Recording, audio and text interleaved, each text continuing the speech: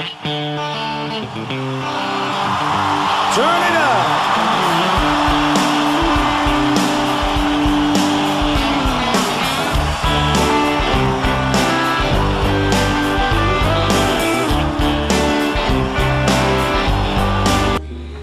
Hi everybody, this is Mzbomey and I'm finally back in the kitchen. Yeah, it's been a while. I decided to take a bit of a break from YouTube. It was kind of a busy fall with the shoot and other things. It was Chuck. He wears you down to the point where you sit in the corner and weep, and then just the counseling and the medication, and boom, you're back making food for us. That's right? Is that what happened? It's Chuck. Yeah, it's all Chuck. Okay. You can blame it on Chuck. You blame everything else on him, so why not? You know? Last night, that poor performance, I'm sorry, but that was Chuck.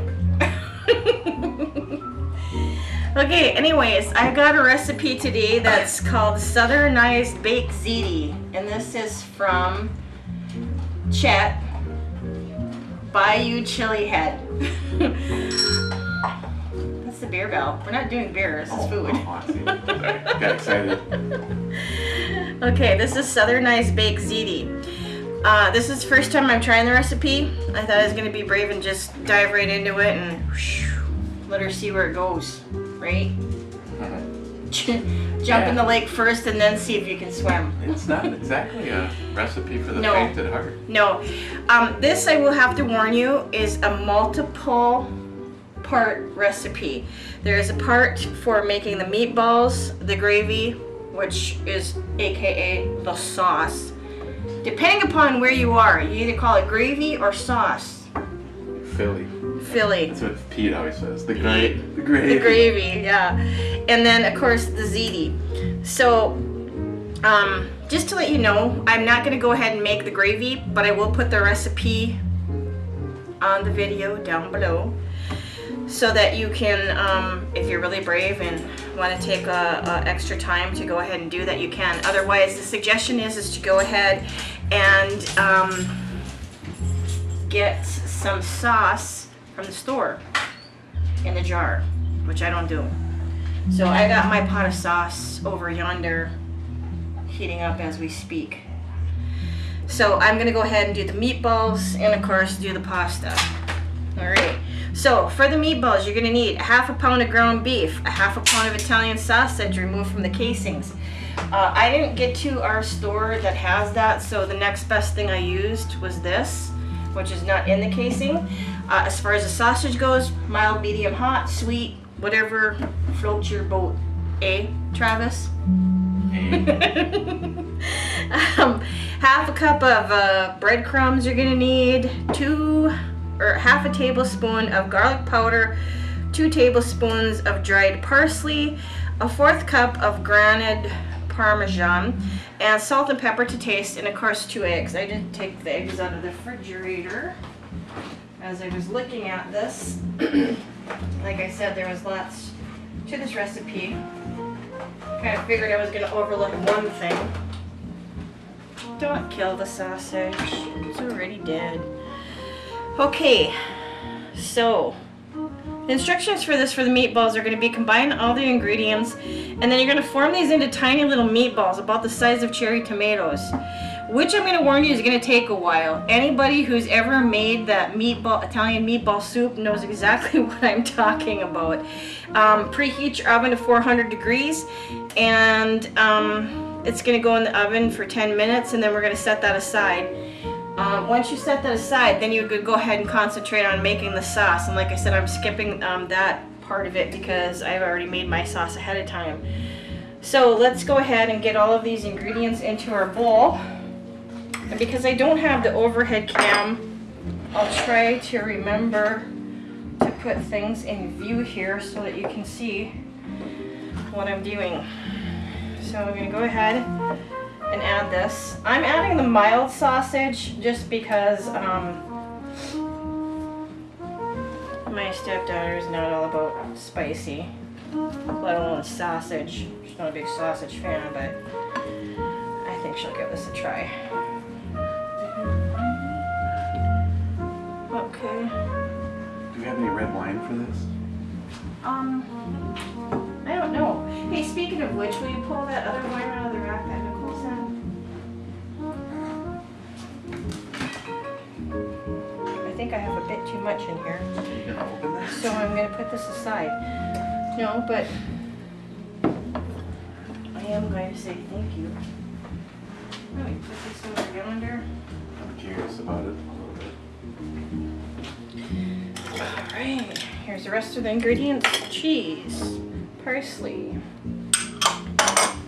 garlic salt, our breadcrumbs, and of course our binding ingredient will be the eggs. Now as far as the breadcrumbs go, you can get just plain breadcrumbs, but I decided to kick it up a notch and get some Italian style breadcrumbs. They do have all different kinds of, you know, flavored breadcrumbs out there, just to, yes, my hands are clean, just to give your meatballs a little bit of kick, spice, whatever you want to say. So I'm going to go ahead and mix this up really good. Normally when I make meatballs, it doesn't call for all these different types of ingredients, but you certainly don't have to have, you know, the garlic powder, the parsley, the Parm cheese. You know, you could just do your basic meatballs with your egg, breadcrumb, and egg. Okay. Now, I got this going pretty good here. My refrigerator was really cold. My sausages, a couple of pieces are extremely cold. Okay. So there's our mixture. Basically that's what it's going to look like. Second, just take the extra off here. And just want to take a moment to say thanks to everybody who came to our shoot for 2014. It was a blast, and I really enjoyed cooking for everybody. We had quite a few people for dinner and for the shoot that day. And we were blessed with very nice weather and the fact that nobody got hurt, which is always a good thing. God, there wasn't even a near miss this year. No near miss. Okay, then you're going to want to get your cookie sheet ready, and then like I already preheated the oven, and then we'll go ahead and make the meatballs. And you're going to make them fairly small. They say like about the size of a cherry tomato. About this big or so, okay? So I'm going to go ahead and finish making these meatballs, pop these puppies in the oven, and I'll be back with you in just a minute. Okay, I'm back. The meatballs are in the oven. I got about 3-4 minutes left to go on those. So now, the remainder of the sausage that I have left over, I'm going to slowly fry this up in a pan, and then we need to put the rewind the remainder of the sausage into your sauce / gravy. For the pasta, make sure to get some noodles. I like the penny rigatoni because they have ridges on there and the sauce has a tendency to kind of stick a little bit better. I'm going to need some ricotta cheese, some Parmesan, and some mozzarella. I started my water boiling, so I'm waiting for that to heat up so we can also put the pasta in there and get that cooking, rocking and rolling. And in the meantime, I just wanted to say thanks to some of the friends that came for the shoot this year. They brought me some gifts. And so Nicole, who was very gracious in helping me through the process of making dinner both Friday and Saturday night, they brought me some, her and her husband, Nicole and Johnny, Hatch green wine chili. I haven't tried it yet, but I'm going to. I've never heard of green wine chili before, so this is a first for me. Yeah, I don't even know what else to say. It's like one of your weird beers. Something that you would normally hear. She also was kind enough to bring me, or send to me, an oven mitt, Texas, yeehaw, some spatulas, green, my favorite color, and of course, you know, the saying is, everything is bigger in Texas. Check out the size of this coffee mug. If I drank all this, I'd be up for days. I'm just saying. So thank you, Nicole, and thank you, Johnny. I also did receive a t-shirt from them, but it's not here at the moment. And the other present that I got was a thank you gift from Ray, St. Louis. St. Louis, Ray? St. Louis, Ray, right? Okay, just checking. I'm trying to remember everybody. This was fantastic. You see, there's a wine theme going on here. This is really cool. It looks like a bottle of wine, but when you open it up, it has all of your accessories for your wine. You know, your stopper, your pourer, your opener. So I thought that was really cool. And then I also got a box that you can put your favorite wine inside, which I thought was pretty awesome. I love this like old world look to it. It kind of reminds me of back in the day when they had to carry those like big luggages on board across steamships and trains, you know, back in the early 1900s. Is that kind of what it reminds you of? So thank you, Ray. Thank you, Nicole and Johnny. And also I did receive some goodies from Chet too. Flashlight, which is really cool. It's on my purse, but I'm not bringing my purse over here to show that to you. But the other thing that he gave me was these to use for when you're displaying your guns. And I don't know if you can see it printed on there, but it does say Mzbomey. And there's Slimer Green. Slimer Green. Thank you very much. Let's turn the timer off. Meatballs are looking good. Let's shut the oven off. Where are you, oven?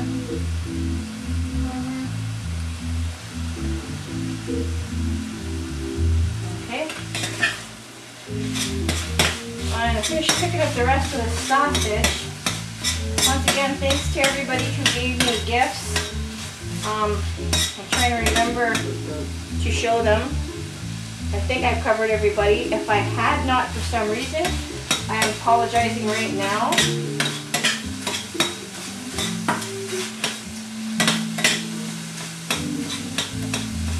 And it looks like we got our water just about boiling at the same time that the sausage is going to be done. The meatballs are done.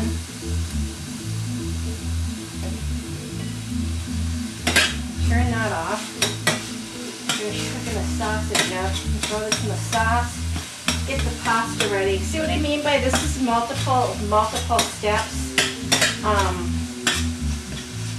This would be something that I don't know if most of you want to attempt to, you know, make just because of the multiple steps. It's not complex in no means or way as far as that piece of it goes. It's just, it takes a little time to put this all together.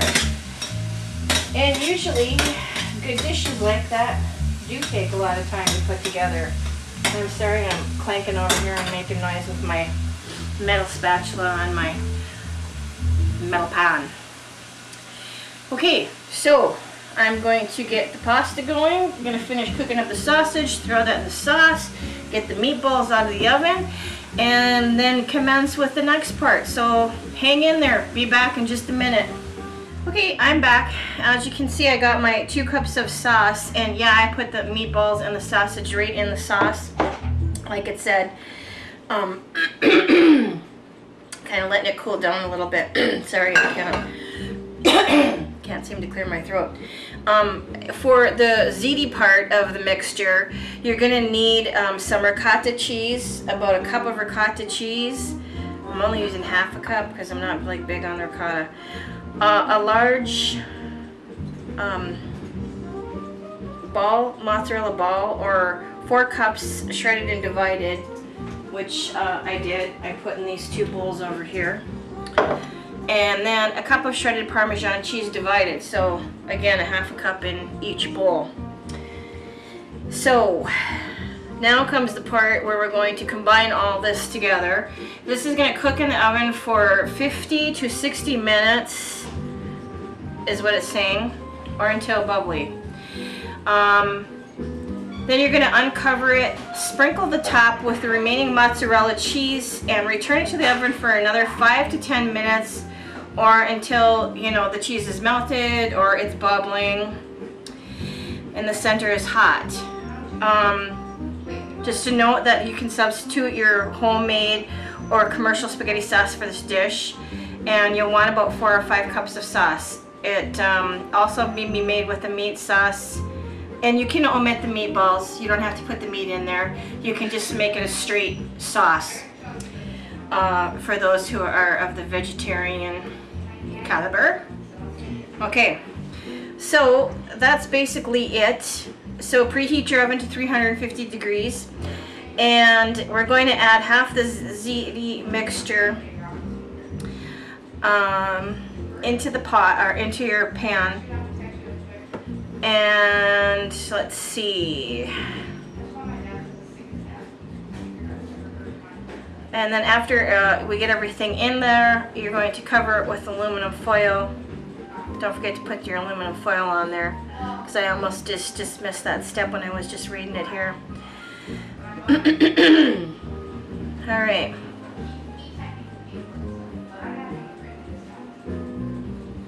Okay, now it's not quite clear here. Let me just take a moment. Reserve. Add half of the meatballs, 1 cup tomato sauce, and marinade all around. Okay, so I'm going to take some of this and put it on the bottom. Sister do the meatballs separately, but I like to improvise and mix it up a little. So let's put some of this on the bottom here. This is kind of almost like making lasagna in a way. Oh, and don't forget to remove your bay leaf if you're making your own sauce, by the way. Okay. I think this is going to take a little bit more than 2 cups. Now we're going to go ahead and add half of the ziti into this mixture.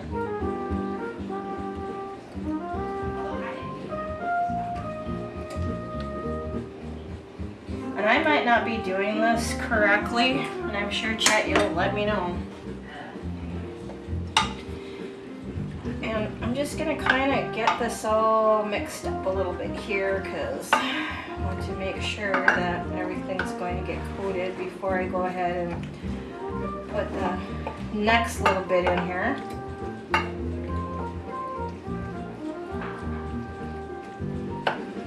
Now, you can do salt and pepper to taste during the course of making this at any point in time. I elected not to put salt in there because I'm trying to watch my sodium intake because of my thyroid. I was told by my doctor to kind of go easy on all things that are containing sodium and salt. So, but feel free to use as much salt and pepper as you want to taste.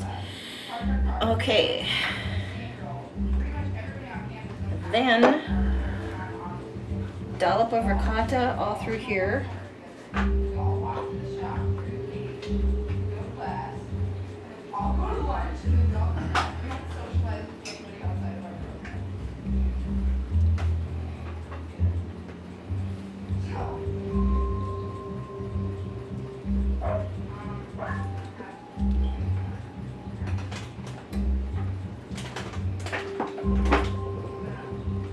Like I said, it calls for an actual cup of ricotta.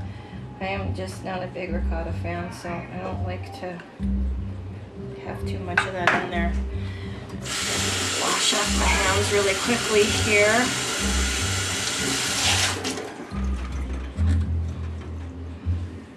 I'm going to add a little bit more sauce.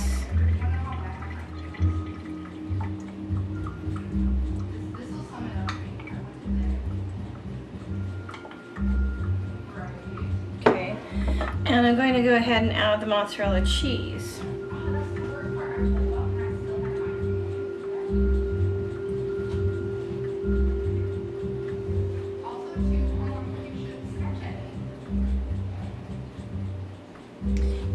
like anything, you can cut back on the cheese or add more cheese depending upon, you know, what's the taste.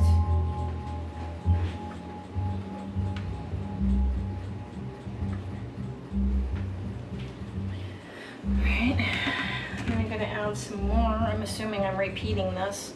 If I'm not, somebody will let me know. Okay, a little bit more pasta on the top there. And I've used just about 1 whole box of pasta in this whole process, just to let you know.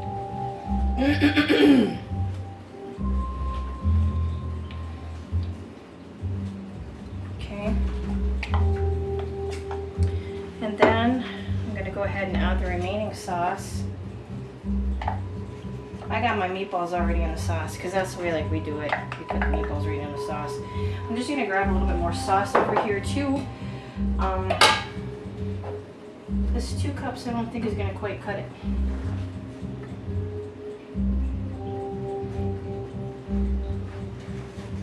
And just a little bit more. Let's see if I can just get some sauce and not so much meatball. Okay, that was kind of a fail. Spread this all around.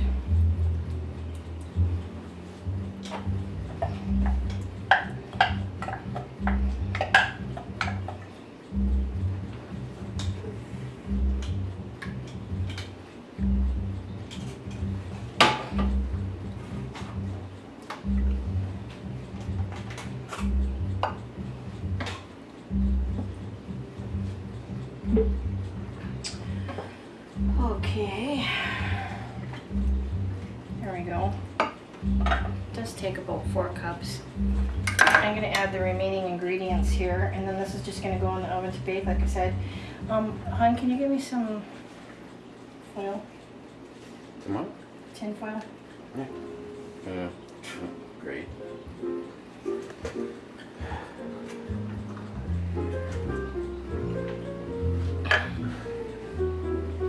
If the camera moves for a minute, my apologies. Okay, I still have half a bowl left of mozzarella. I like to top this off with the Parmesan cheese because I knew I wasn't going to have enough mozzarella to coat the whole top. And you don't have to get this perfect. I don't believe that the sauce is going to be on every single flippin' noodle. Okay.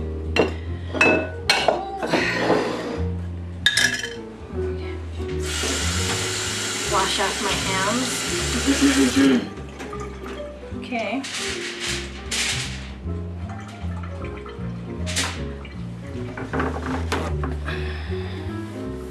Let me just kind of wipe this up here for a second. I'm not gonna get all of it, but a good chunk of it.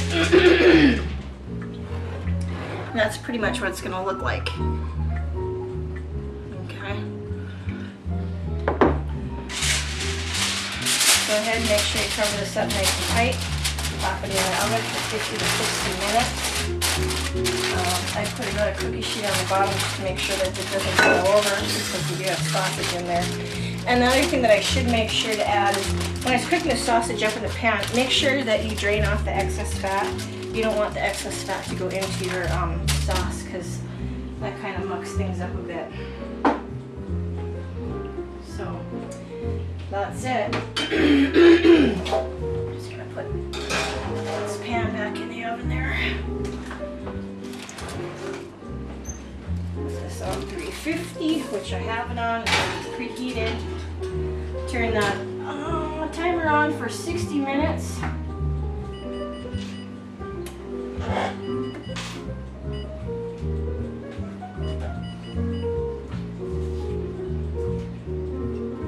I have leftover sauce with some meatballs in it, so that'll be great for the next time that we decide to have spaghetti.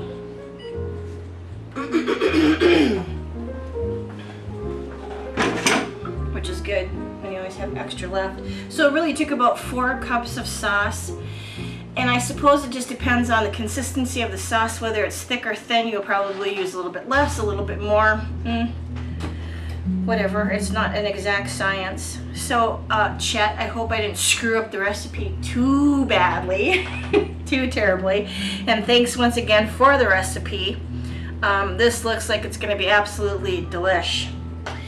So that's it. Oh, one other thing I should show. You probably already saw this on the Brew Review channel, but this was the other thing that Nicole sent me. I don't know if you can see these, but they're scorpion suckers. Bon appetit. Not really. So, gonna let that bake for an hour. Come back with the rest of the cheese. Top that off. Get that cooking. Sorry for all of the interruptions. Well, every single time I tell you. So that's it. Be back with the final product, and kind of a lengthy video, and I'm really sorry about that. Like I said, this has multiple steps. It's takes a while to put everything together. So back in a bit with the final product, and we'll check it out and see how it turned out. Okay, I'm back. This is done now. This is what it looks like.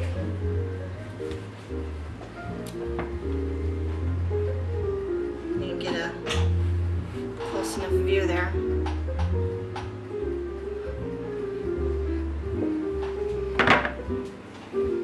I pulled it out of the last pulled it out of the oven about the last 5 minutes. Added the rest of my cheese on here, and I took this out, set it out to cool for a minute or two.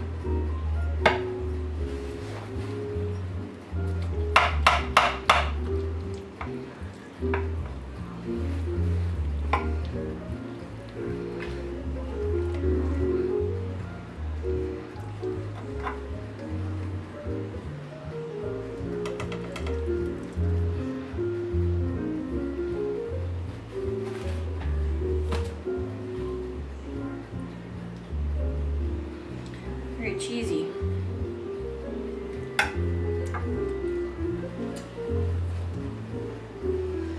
And of course,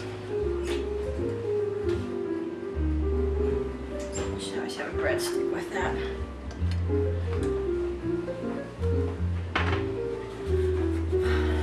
So there you go. That's the final product. That is the Southernized baked ziti. I hope I did it some justice. And once again, Chet, thanks for the recipe. There you go. And until next time, whatever that'll be, I'm not quite sure. Been kind of busy with other things and not really focusing on YouTube too much, so I can't promise when I'll be making the next video, but until then, this is Mzbomey saying good night, good eats, wherever you are.